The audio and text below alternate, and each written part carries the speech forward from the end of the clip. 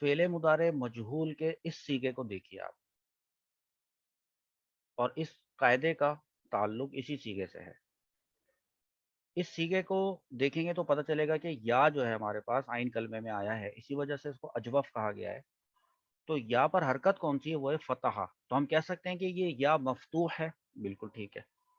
اگر میں پوچھوں کہ اس یا سے ما قبل حرف وہ کیا ہے، تو آپ کہیں گے کہ وہ با ہے، یعنی کہ وہ صحیح ہے۔ اچھا، اس پہ حرکت کون سی ہے؟ تو آپ کہیں گے کہ اس پہ جزم ہے۔ اور قاعدہ بھی ہمارا یہی کہتا ہے، قاعدہ یہ کہہ رہا ہے کہ وہ یا مفتوحہ جس کا ماقبل صحیح ساکن ہو، تو اس یا کے فتحہ کو ماقبل کو دے کر یا کو الف سے بدلنا واجب ہے۔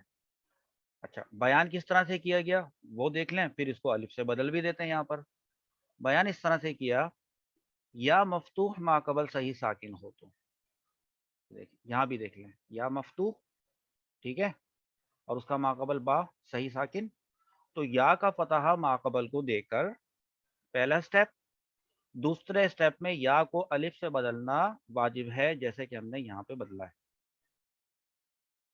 اب اس کو پرفارم کرتے ہیں۔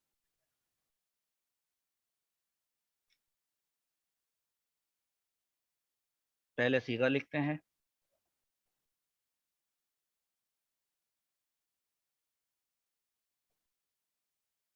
آ گئی صورتحال سامنے۔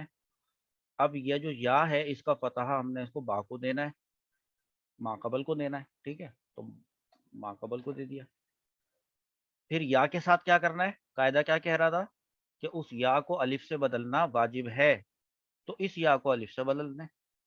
اس طرح سے یہ بن گیا یبیعو سے یباعو۔ کتنا آسان قاعدہ ہے، اس کو دیکھ لیں، اس کو نوٹ کر لیں، اس کو سمجھ لیں، اس کو یاد کر لیں۔ اب چلتے ہیں اس کے اگلے قاعدے کی طرف۔